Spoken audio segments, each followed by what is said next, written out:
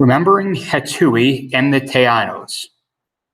Cold Malta Hatueys were bountiful at a recent family gathering. As I imbibed one under the tranquil shade of a willow-like tree, its label transfixed me. I slumbered off into childhood memories of the drink. Ah, my abuelita, my grandmother. I can still recall the warmth of her gentle smile as she handed Maltahuti to me and my cousin.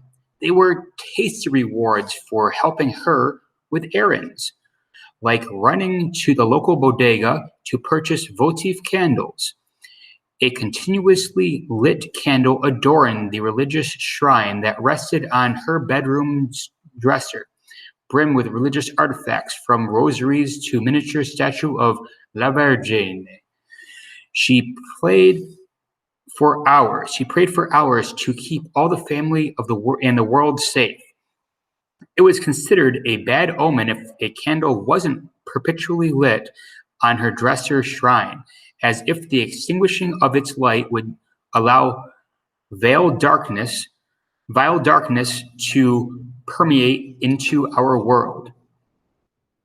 After remembering my abuelita's spiritual reflections, I reflected on the bottle of Malta Hatuey in my hand.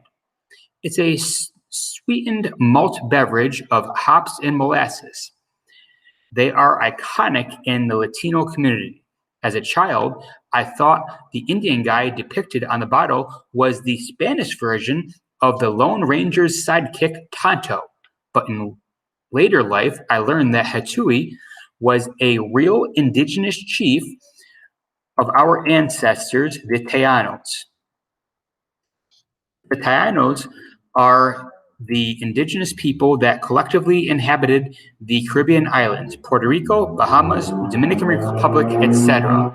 For hundreds of centuries, they were skilled agriculturalists who farmed beans, peppers, corn, yams, and yucca, the tubular plant that is the source of tapioca, frania, and cassava flour to create beads.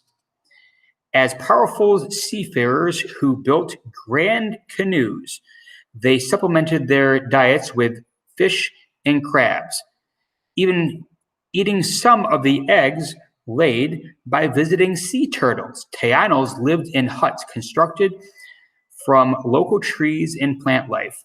They learned how to process the sap of the rubber tree, creating waterproof shoes and ponchos. They created heavy rubber balls used for a sport, bete, played on a clay court where two teams, 10 to 30 players per team, would keep it in the air by bouncing the ball with their hips, heads, arms, and legs, no hands. They cultivated cotton to create hammocks and fishing nets, dance, and sounds of drums and maracas pulsated daily life while being enveloped with pristine beaches, soft winds, tropical weather, and green mountainous landscapes. They were peaceful islanders who were one with nature. They were also the first people to greet Columbus upon his 1492 arrival. The Tainos greeted him and fed them.